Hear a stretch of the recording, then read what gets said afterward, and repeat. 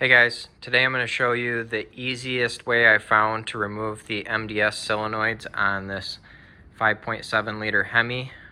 This is a Dodge Durango 2006. If this video is helpful, can you smash that thumbs up button and leave a comment down below for the YouTube algorithm? Really helps out a lot. First off, if you have the time, spray copious amounts of WD-40 or PB Blaster all over around those solenoids and just let them sit. I've seen quite a few YouTube videos on how guys do this, and everybody's got a little bit different way, but I've not seen anybody doing it quite like this. What I did here is I took a 3/8 inch bolt here. I think it's roughly 3.5, 4 inches long, something like that. The length doesn't really matter. Tapped it in there to where I could start to get it to turn down in there, and then I've got a washer in here to keep it from going through that socket.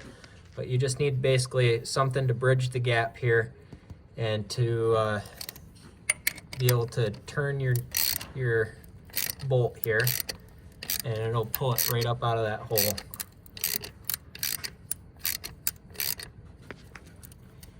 Simple as that. There we go. There it is. That is honestly the easiest way I've seen that happen so far. We gotta get the bottom part there. So this bottom portion here was actually pulled up most of the way, and I pushed it back down in, and I just took this punch here and just tapped it in, and it just lifted right out easy as pie.